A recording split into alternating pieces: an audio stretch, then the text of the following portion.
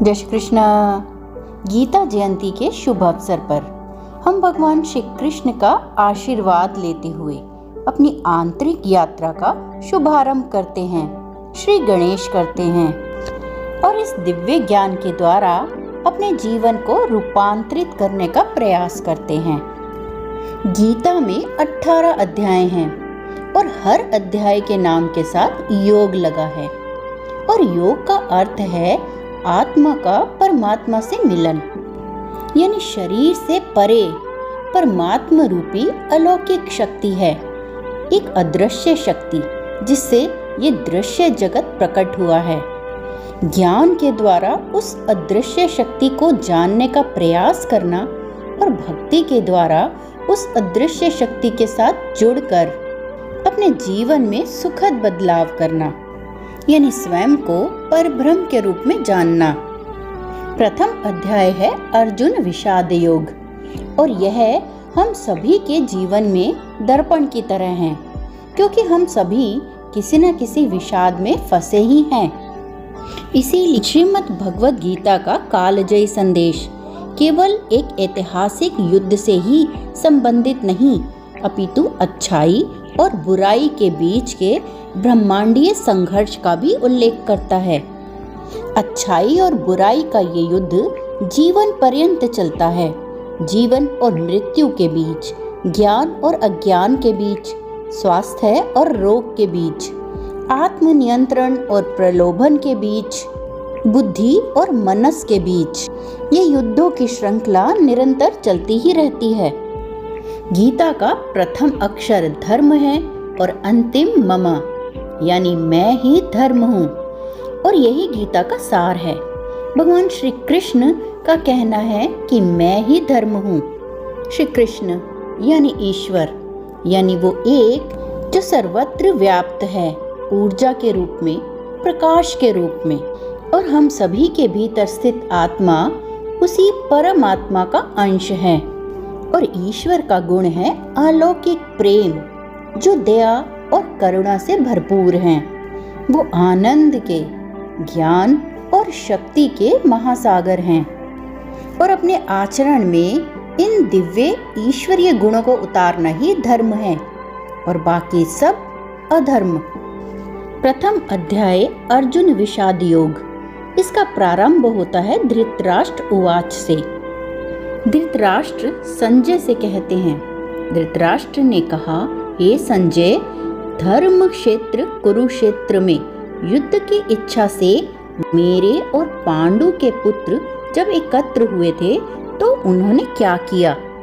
यह अंधे राजा धृतराष्ट्र द्वारा निष्पक्ष संजय से एक पक्षपात रहित जानकारी की तत्पर मांग करना कि कुरुक्षेत्र में कौरवों और पांडवों के बीच युद्ध प्रदर्शन कैसा रहा।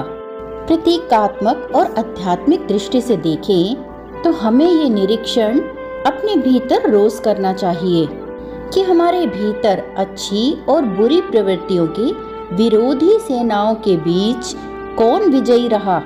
तो इसके लिए हम धर्म क्षेत्र और कुरुक्षेत्र को जानते हैं। कुरुक्षेत्र में कुरु का अर्थ है करना और क्षेत्र अर्थात मैदान, यानी भौतिक क्रियाकलापों का क्षेत्र, यानी यह कार्य का क्षेत्र अपनी शारीरिक, मानसिक और आत्मिक क्षमताओं के साथ मानव शरीर है, अर्थात यह वह क्षेत्र है जिसमें व्यक्ति के जीवन की सभी गतिविधियां संपन्न होती हैं।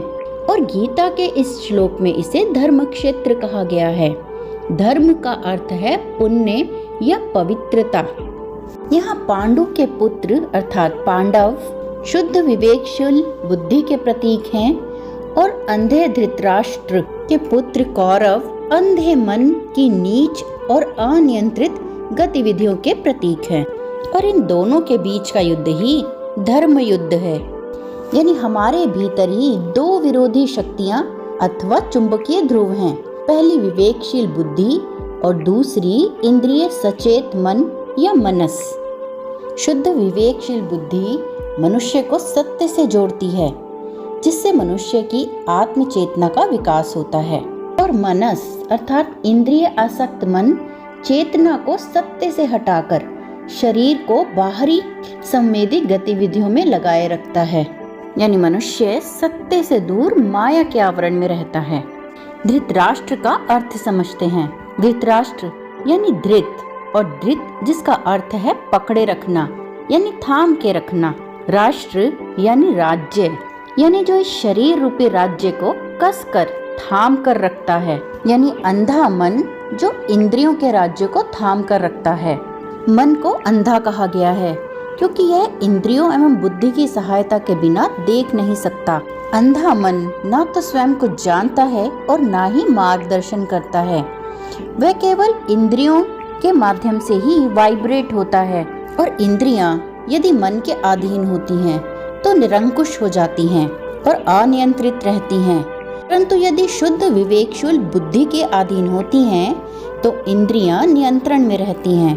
और हमारे भीतर का ये युद्ध मनस और बुद्धि के बीच इंद्रियों के नियंत्रण का है। इस श्लोक में धृतराष्ट्र संजय से पूछते हैं, और संजय का शाब्दिक अर्थ है पूर्ण रूप से विजयी, यानी जिसने स्वयं पर विजय प्राप्त कर ली हो, या जो स्वार्थी नहीं है और जो स्पष्ट रूप से देखने और निष्पक्ष होने की योग्यता रखता है। महाभारत में, जिसका श्रीमद् भगवद गीता एक भाग है, महान ऋषि व्यास गीता का मूल विषय प्रस्तुत करते हैं। वे संजय को आध्यात्मिक शक्ति प्रदान करते हैं, जिसके द्वारा वह पूरी रणभूमि की सभी घटनाओं को दूर से देखने में सक्षम होता है, जिससे कि वह अंधे धृतराष्ट्र को चल रही घटनाओं का पूरा विवरण सुना सकें। इसीलिए कोई भी प्रथम श्लोक में राजा की पूछताछ को वर्तमान काल में होने की अपेक्षा नहीं रखेगा। इसमें लेखक व्यास ने जानबूझकर संजय से गीता का संवाद पूर्व घटित वर्णन करवाया और क्रिया के भूतकाल का प्रयोग किया, अर्थात उन्होंने क्या किया। और वे एक स्पष्ट संकेत देना चाहते हैं कि गीता उत्तरी भारत के कुरुक्षेत्र के मैदान की केवल एक ऐतिहासिक युद्ध की घटना नहीं है, अपितु ये मनुष्य के भीतर चल रहे अच्छाई और बुराई के बीच के ब्रह्मांडीय संघर्ष का उल्लेख करता है। और इसीलिए व्यास जी द्वारा प्रथम श्लोक में क्रिया के भूतकाल का उपयोग इसीलिए किया गया कि मनुष्य के मन में दिन भर के संघर्षों की समीक्षा करने के लिए आत्मनिरीक्षण की शक्ति का आह्वान किया जा सके कि आज मेरे मन के भीतर कितने द्वंद्व उठे और उसमें से कौन विजयी रहा। और इसीलिए गीता के प्रथम श्लोक से हमें ये समझना चाहिए कि ये श्लोक हमें सिखाता है कि हर मनुष्य को रात्रि में अपना आत्मनिरीक्षण करना चाहिए, जो कि नितांत आवश्यक है, जिससे वह स्पष्ट रूप से देख सके कि अच्छाई अथवा बुराई में आज कौन सी शक्ति ने युद्ध जीता। ईश्वर की योजना के साथ सामंजस्य में रहने के लिए प्रत्येक मनुष्य को प्रत्येक रात्रि स्वयं से सदा ही यह प्रश्न पूछना चाहिए कि मेरे पवित्र शारीरिक प्रदेश अच्छे और बुरे कार्यों के क्षेत्र पर एक साथ एकत्रित हुई मेरी विरोधी प्रवृत्तियों ने आज क्या किया, और आपस में निरंतर संघर्ष करती हुई शक्तियों में से कौन सी शक्ति विजयी हुई।